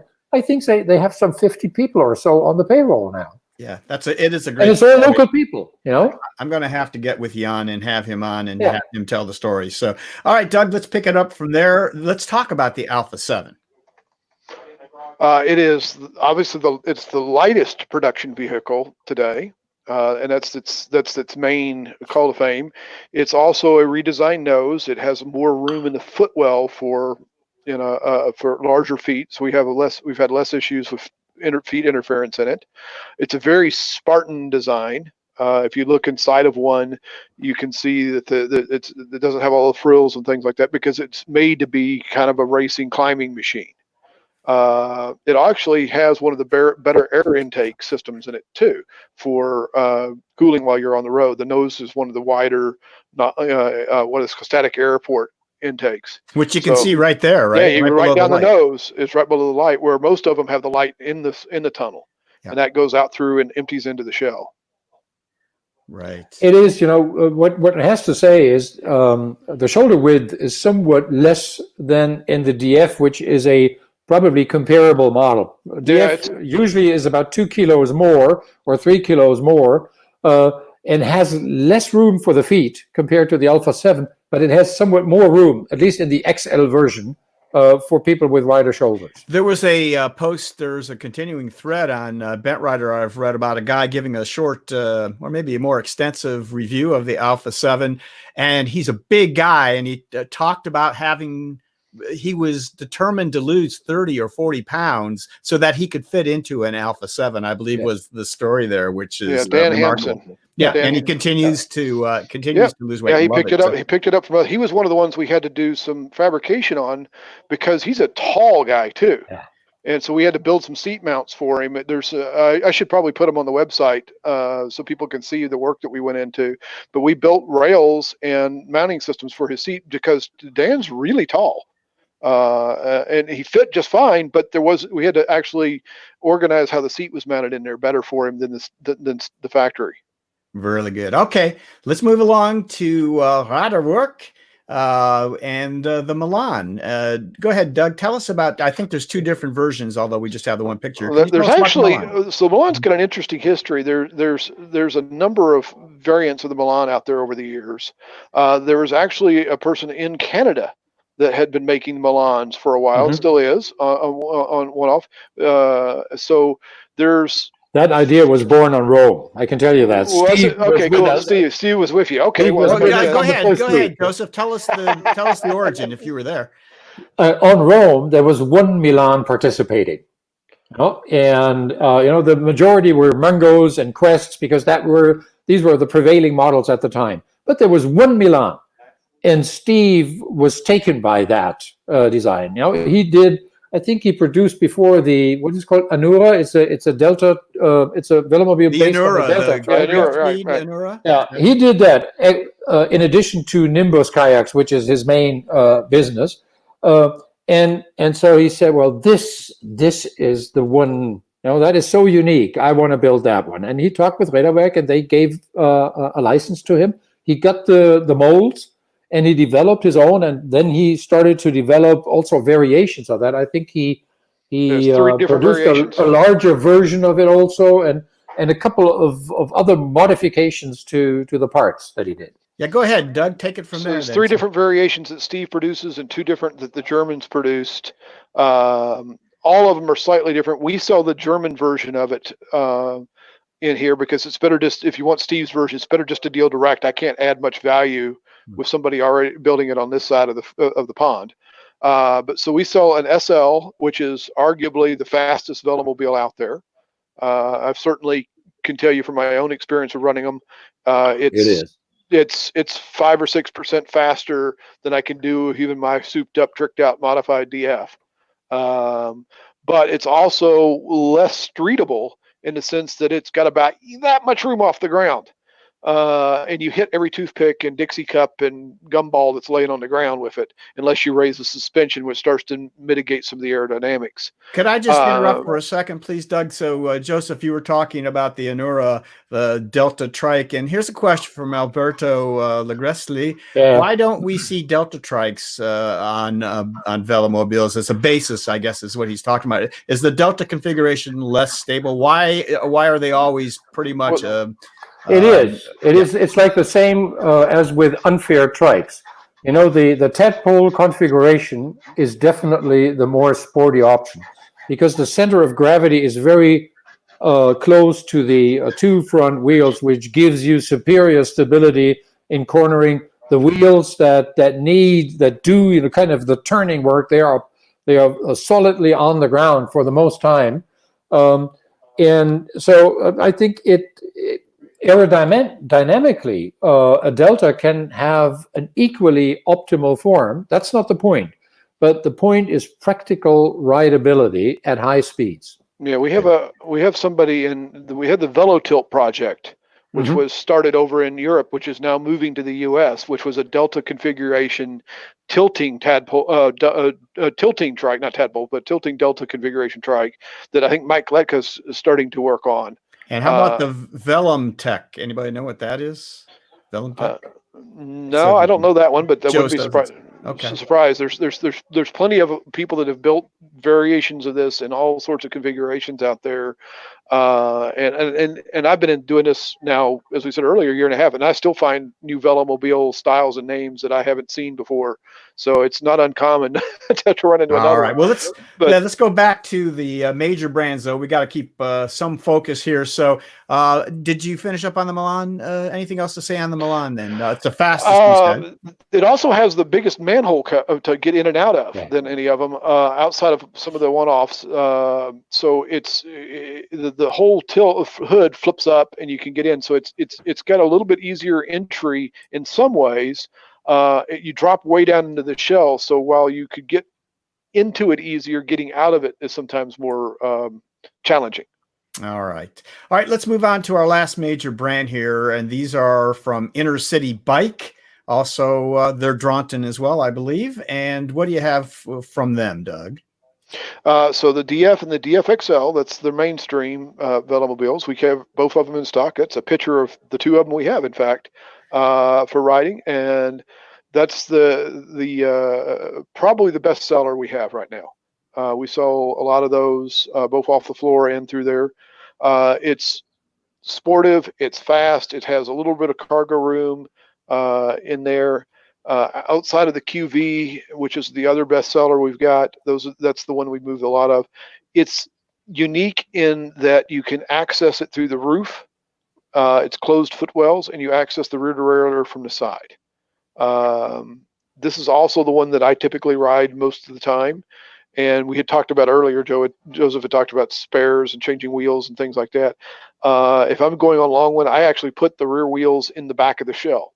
So I can change, so I don't have to change tires along the way. I just put put the whole wheel in the shell with me. So I've got a spare wheel ready to go. And if I am in a situation where I need to do a quick tire change, I can do it Formula One style with one bolt. What's the difference between the DF and the DF XL? Kevin wants to know. Size. The best thing to do, I would say, is Google Velomobile size comparison, because I've got a web page that pops up number one on the list that has all the different sizes, and you can see how they all compare. It's about an inch wider. Yeah, roughly about 2.5 centimeters. So yeah. And still one of the fastest Velomobiles. It's still, yes. Okay. It's still one of the fastest. Yeah. All right. So that basically concludes the main models that we're going to talk about. Back to me, if you could, for a second, Lars. I just want to talk for a second. We've had a couple of questions. Let's base it on this one here. So we're not going to really today talk too much about home builds. It is a major thing out there, and I think maybe we'll do a show on that at some point too. People build home-built Velomobiles all over the place, and they're all very interesting. Well, we've had a few of them on. So the two things I guess we do need to discuss, or Daryl has brought up here. First of all, are there kits that people, as opposed to doing it all on your own? Doug, can you tell us if there are kits available for that? There's been a couple of kits out there. I don't know of a current one, but there certainly have been on and off the market. I know of two in development that I can't talk about. Okay. Good enough. And the other thing is these, I don't know, really doesn't come into the fact, they're not really kits and not really home builds, but pedal pre is a big thing in Australia where people buy the Velomobiles to race. They're done by basically by the school systems, and they race each other. All suspended right now because of the coronavirus. I know they're trying to get everything back together. There are various manufacturers that build these Velomobiles. I assume that they are modified though by the groups in the schools. Really interesting kind of thing as well. One of the builders is Tri-Sled. And Ben Goodall is the owner there. He, just as a note, I talked to him last week. We're going to have a show with Ben Goodall coming up in a couple of weeks, and we'll talk all about the pedal pre and also that next slide, the yellow Rotovelo, which is a very unusual Velomobile. Doug, you want to briefly talk about the Rotovelo? We'll get into details with this later. So just like the name says, it's rotomolded. We've jokingly called them trash cans on wheels, but they're fun. They're damn near indestructible. And I think there's a video of them playing ice hockey, which I think should be a national sport, quite honestly. Velomobile ice hockey, kind of like polo. What would that, right? Like polo. It looked like fun. I mean, I want to do that. That's like, right up my list of things on my bucket to do. So so we're going to go through these last ones. They're lesser known. We're going to go through them more quickly. I can just tell you from talking to Ben, he's got some new things coming up with the Rotovelo as well. So stay tuned for that. The Mulsanne, we don't have a picture of, but it's a very interesting design, a French design. The Rotovelo we just talked about. And go ahead, Doug, with the cab bike. The cab bike's another interesting design. I hope someday to have one in here so we can look at it. It's one of the ones we'd like to get in the store and have for people, because that's supposed to be the easiest to get in and out of the current crop of models we've got being mass produced. Joseph, where are those made? They are made in Poland. Actually, the original cab bike was made in Germany. Right. And there you could open the entire top half. And it would open to the side, and then you would have the from front to end, it would be all open to you, and it was quite popular. Mary Arneson from Minneapolis. I think she had the first cab bike. She and her husband, they had the first cab bikes ever to be exported to the United States, because they bought them in Germany and took them home with them in the maybe 1980s or so. Yeah, it's been a long time. And then basically, when the Quest appeared and the Mango appeared, the cab bike was just too slow, too sort of bathtub-like to appeal to the next generation. And so gradually their sales went down, and eventually they stopped producing it, and then Pima acquired the basic construction, modernized it, modified it, as you can see, and put it out as the new cab bike. Beautiful. It's nice. All right, let's go on to this is a Velomobile that's been around for a very long time. We have had Carl George Rasmussen on the show, a Danish fellow who's basically a pioneer. Maybe Joseph, you have a couple words to say about Carl George and Lytra? Yeah, Carl Georg is a very unique guy. He's an aeronautical engineer, and he came to that. It was his personal hobby, and he applied some of the aerodynamic expertise that he has from his profession to build a shell for a trike. And Lytra today still is is a trike frame. So you can take the two main parts of the shell, the front part and the rear part, away, and you have a trike. No, and there, the difference with this is it's very easy to enter it because you can pop the entire front open. You know, there's at the front end there is the mechanism, and the entire front pops open, and then you close it once you're seated. And it's a Delta, right? No, it is a tadpole. Is it a tadpole? Okay. It's a tadpole. You know, it rides a bit weird because unlike most other Velomobiles, it has a very short wheelbase. Okay, it has those outboard wheels. It has those outboard wheels. That's why the frontal area of the shell is very low. So actually, they are quite aerodynamic. You know, they don't look as aerodynamic, but as they are. But you can move them quite well. But then again, they are a little bit bouncy and tippy because of the short wheelbase. Very good. All right, let's Doug, go ahead. They are fun to ride, though. Yep. Yeah. Okay.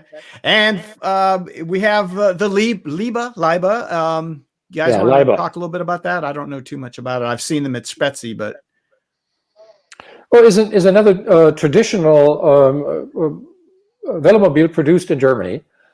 Is also essentially a one-person factory. So the output is not very large. It also has a fairly large opening, so it's easy to enter. It has a hood that you can take apart and store inside the Velomobile. We had one labor with us on Rome. So one of the 36 who participated in the entire tour was that particular model. This is one of the very few models that you can also get with disc brakes as front brakes, whereas most other Velomobiles have drum brakes nowadays. So, you know, there are some unique features to this. This, I think, even is the streamlined version of it, the Laidback Record. You know, it's a new design. I think it hasn't really taken off very much because I think one of its weaknesses is that the rear suspension doesn't have a strut, but basically is that the entire wheel arch works as a suspension because it's movable and it's elastic. And I don't think that this works very well. So that will not be the future, but it's pretty unique. And okay. Well, let's finish up here. Go ahead, Doug. Did you have something? One of the things that just came up, we should have hit it earlier. We didn't talk about it. Was disc brakes and drum brakes on Velomobiles. Yeah, I saw we had a couple questions. You want to quickly go over those? It's a common comment. So this one and the Quattrovelo can have disc brakes from the factory. Disc brakes in the rear on the Quattrovelo. Most Velomobiles have drum brakes. A lot of people are concerned with stopping power of drum brakes. We hear about that periodically. So as anecdotally, I've done Wolf Creek Pass in my DF on the way up and on the way down. It took a little longer going up than it did going down. But that's one of the tougher passes to handle. And I did it with standard run-of-the-mill 90 millimeter drums. They got hot, but I didn't have any real brake fade any more than the road bikes did that were with me with their fancy disc brakes. You do have to modulate it. You do have to understand how to handle the heat buildup on these surfaces. You can't drag them. You have to let them cool off. But the main reason is maintenance. The drum brakes are fire and forget. Once you get them set up, you're basically done until you have to change the pads out. Disc brakes require periodic maintenance, adjusting them. They get out of a line. The rotors warp. Stuff happens. And that's very difficult in the Velomobile's situation inside the shell. The more you ride in the winter, the more maintenance you will have to do on that. Right. Because, in that wheel arch, the dirt is thrown around and it all gets onto the brakes. That's what is the superior advantage really of the drum brakes is that they can take all that abuse in the wheel arch without any effect on the functioning. All right. There was a couple of moments coming down Wolf Creek and some of the other passes I did when I was going through Colorado that I had in the little voice in my back of my mind was going, drum brakes, this is going to be a problem. Drum brakes is going to be, and it never got to that point. And there's some really steep grades we went on. I decided that it was worth risking the Velomobile to see if this was going to ever be a problem. And there was one time I remember I had come down, and it was near Steamboat. I'd come down this really steep pass. It's a couple of miles of this thing. Got down to the bottom, and I could feel the heat inside the shell coming off the brakes. But it's still, they were stopping. I mean, there was a little noticeable fade. I could tell it wasn't stopping as good as it usually does, but it wasn't enough where I would consider it dangerous. All right, guys. I need to cut you off. Here's the thing. We're getting a lot of nice comments, including how about part 2, which I think is the polite way of these folks saying this is you're onto something wrong. Yeah. So I love to do Velomobile shows, and I love having Josef on. We always have Doug on. We will do part 2. Couple of quick things to finish up with. First of all, we're going to finish up with the future pod bike. Now, I've sat in a pod bike, or at least what was a pod bike, the last couple of years at Spetsy, 2 or 3 years. And I think now the idea is they're going to actually go into production this year. This is what I would consider to be a car replacement type of Velomobile. And quick remarks, Josef, on the pod bike. Do you know a little bit about it? Yeah, well, now it's a promise. So far, there is not one production model out. There are a few demo models out. And I think a few hundred people have probably subscribed to it and then made a down payment on it. So let's see. I think this is one of those models that only work with e-assist. Actually, you don't really pedal it. What you pedal, I think, goes as energy into the batteries. Okay. Makes sense. All right. And we've gotten a few of these questions, so I don't want to leave without it. And it's a good one. And it has to do with tandems. So, and I've had questions about this too. So what about a tandem Velomobile? And I let me just say that if you guys watched 3 or 4 weeks ago, we had a side-by-side tandem that a Frenchman was building, and it was designed by Velomobile.nl. It was a side-by-side Quest, I think. Yes. And so it's not a production thing. So tell us what you know about, start with you, Josef, about tandem Velomobiles. Well, the guys at Velomobile.nl, some years back, they thought, well, how do we transport our kids? No, can't we take them all out, the entire family on a ride? Their own kids were small at the time, so they said, well, let's build a duo Quest. So they took basically the Quest mold and doubled it and somehow fixed it together in the middle. So essentially it is 2 Quests side by side, and you can still see it at the rear end. And when you did that show, even that model now, it still looks like it's 2 Quests glued together on the side. It's rideable, and I've seen it. I've been with it on many of our year-end tours that we do each year, but it's not very practical because it's simply too wide to be operable in European environments where you need to be using bike trails a lot, particularly in the Netherlands. So that's the one duo Velomobile that really exists and is out, I think, only in 2 or 3 models nowadays. Right. And the Quattro-Velo, you got a little something to say about the Quattro-Velo? Quattro-Velo is a one-seater. Yes. So, but it has a child seat up. That's what I was. Right. I was going to go there. And so let me say goodbye, and then we're going to go to Larry Varney, and he and I will finish up with the tandem Velomobile question, because we have a history. I wish I had that picture with me, and we'll talk about it in a minute, but we got to finish this segment up, and we're going to finish up with a real short one with Larry and Larry. So at this point, let me, from the bottom of my heart, thank Josef Janning and Doug Davis for spending the amount of time they have working with me on this and sharing their thoughts today on this Velomobile show. Thank you guys so much. We will see you again soon. See you in part 2. We'll be back. Part 2 coming soon. Okay. Thanks, fellas. Thanks. All right. So as promised, we have a very short segment here to finish up with. Bring the 2 Larrys up, if you would, please, Lars. Larry, do you remember what I was talking about as far as? I've seen the yeah. I remember I was in the picture. So. Right. I can barely hear you, Larry. Is your mic close by or there Now we it go. is.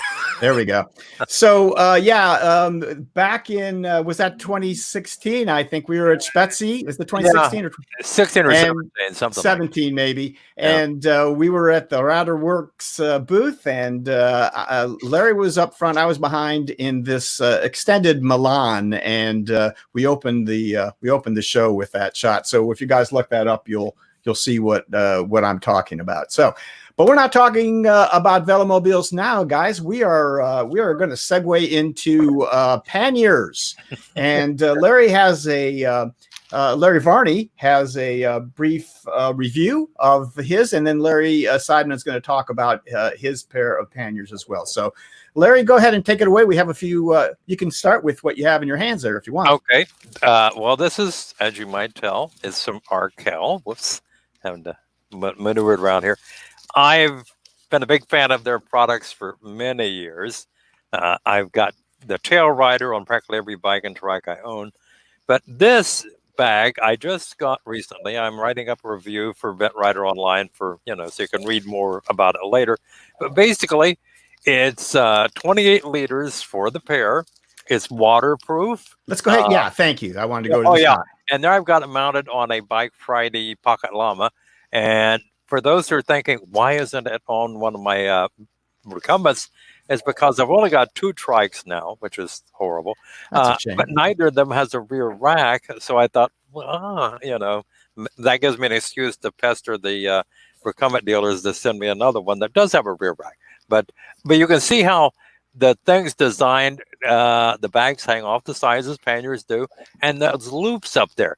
What those are, that's the opening, and you roll it shut, and then the ends clamp together, make a nice little handle, and they're totally waterproof, 28 liters for the pair, which is a nice size. Each one of those has a helmet in it. I just want to stick something in it that people would say, oh, yeah, I know how big a helmet is.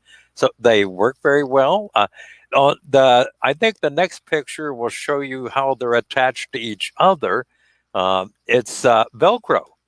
And you notice how the Velcro straps across the rack there. And you can see that bag is not rolled shut. You can see little clamps on the sides to how they do. But that Velcro, I was a little worried at first. I thought, how could this, really hold up? Won't they just sort of pull apart? No, this is really industrial strength Velcro. There's several different straps there. And you can just make out on the right-hand side there, there's a strap, a little narrow one that goes forward and another one just in front of it that holds the pair of bags from going back and forth. And then they're essentially, those wide straps hold them together. Plus, you have the pull-down hook that hooks into the bottom of the rear rack. So they're really firmly in place. And once you've got them connected to each other and you unhook them from the rack and so on, then you can carry them around as a pair or get an optional carrying strap and just hold it like some strange suitcase or something. So they're a good size. They're waterproof. If you don't need an enormous amount of space, if you're not going to go out there and carry the whole world in it, this is really a good size. And one of the benefits of the Velcro straps is cost. If you go out to the Arkel website, which I advise everybody to do, and look at their other offerings, I do like their cam attachment system on their other rack panniers. I like them. I've got several, but the cost of these is phenomenally cheaper. The other bag that they have out there that's of a comparable size, but actually about a liter smaller, goes for like $90 more. So you can. Where are they made, Larry? Made in Canada. Just far enough away to make it more than a day trip for me to go up there someday. But they're made in Canada, handmade by so many people. What's really neat too is a lot of their stuff, it will have a tag in there somewhere, and the person who actually sewed things together will write something on it, so you know who actually put it together for you. But made in Canada, this particular model is relatively cheap. I mean, like I said, it's less than $100. It's like $90 to get this. And you can spend 2-3 times more than that if you want bigger bags with a different attachment system. But if you just want something economical that works and is waterproof, consider these. And tell us again the model that so people can. We'll have a link, but to the Okay, let me see what it. Where is it? Okay, this is the dry light. Yeah, there we are. It's the dry light, and that really sums it up pretty good. They're dry, they're waterproof, and they're light. They don't weigh much at all. I can't think of anything really bad to say about them. Other than the fact that I did have a rear rack on one of my rear combs, so I had a picture of that. So. All right, that's great, Larry. Thank you. And let's staying with the Arkels. Larry Seidman is also with us. He has them mounted on his Green Speed Aero there. And what model are those, Larry? And tell us your experience. Hopefully, I sound okay. Yeah, you're fine. Okay, good. This is the Orca 25, and the 25 was, I think, for how many liters it holds. And I don't know if it's one bag or both bags together, but this has they call it the hook something system, cam lock hook system. So instead of the Velcro to each other, it hooks onto the rear rack. And it's pretty secure. I haven't had to test the waterproofness yet, thank God. But just to show you, there's two different bags one on either side. Since it's so soft-sided, you can make them taller, you can kind of make them wider, things like that. It's very versatile. Very good. All right, so we can again, we'll have the links to Arkel, and you can look up those models. Sounds like a good choice for panniers, guys. So they are. Larry and Larry, thank you very much, guys. We're going to move along and close out the show here. So honestly, guys, if you enjoyed the show, it seems like many of you have. You can thank and support these sponsors. TerraCycle. From fairings to headrests, whatever accessory you need, Pat and crew have you covered. And Trailside.bike. If you find yourself in Florida near the Withlacoochee Trail, stop in to see Andrew and his crew. And Cruise Bike. Their patented race and record-proven front-wheel drive geometry changes the rules of cycling. Now, comfort doesn't come as the cost of performance. But fair warning, your cheeks may hurt from smiling. And TerraTrike, the host of the virtual Rider Fest. For details, go to TerraTrike.com/RiderFest or the TerraTrike Facebook page. Ride what you like and join us for Virtual Rider Fest. And the Hostel Shop. Established in 1974, the Hostel Shop leads the way in providing recumbent bikes and trikes to cyclists across the nation. With over 4 decades of industry knowledge and cycling experience, we're more than just another bike shop. Very good. Thanks so much to our sponsors. All right, let me tell you what we have coming up. We are kind of narrowing our focus on the Laidback Bike Report. You might have noticed they're not doing the town hall version. We've kind of converged into one version. We're still going to continue to do one show a week for the foreseeable future. So the next show will be next Sunday, May 17th at 2 p.m. Eastern Time. We have Jascha Butler, a German fellow who will tell us all about his Velomobile adventure to Belarus. Lots of great pictures. He had lots of excitement with that. So we look forward to talking to Jascha. And Tom Floor, the owner of Trident Trikes, is going to be here. We'll do a quick profile of Trident, and he will be available for your questions on our Ask Me Anything segment. And I just added before we went on the air, we're going to have a gentleman from India in near Mumbai, I believe, who has built and is producing a trike for, I think, domestic use in India. Lots of interesting shots of his build, very creative stuff going on. So we will have him on as well. We continue to post our Bent Expo videos to profile the bent industry leaders out there and their products. We just posted this past week Hans Agala and Azub, and he told us about what they're up to and the products they are producing and selling. We've got 4 of them up there now. We have coming up soon Cruise Bike, TerraCycle, Haza and Catrike are lined up. So try to do about one a week if we can. We have a lot of fun with those, and you can learn a lot, I believe, from watching them. So Bend Expo, it's a playlist on our YouTube page. All right. Supporting the Laidback Bike Report. Again, if you can like us on Facebook, and if you can subscribe to us on YouTube, very important. We appreciate it. And again, that little white eye up there will take you to our webpage for lots more information. And if you want to help us financially as an individual, we have a way of doing that now. And we have thankfully gotten a lot more Patreon patrons here recently. I want to point out right over here, these orange peas that you see and their pictures are some of our latest Patreon patrons. We thank them. Here's the ones, people who have became bent riders who have become patrons in the last month or so. Philip Aldridge, Ken Poindexter, MB Diane, Irv Megan, and Jeff Herdrich. We thank them from the bottom of our hearts for their monthly support. You can find out how to become a Patreon patron. You can go right to the patreon.com site and search for a Laidback Bike Report, or we will have the link to that right below. You can do this for as little as $1 a month. So if you can do that, we appreciate it. And if not, just keep watching. We appreciate all of our viewers. So, all right, guys, let's bring the panelists on one more time. A great job.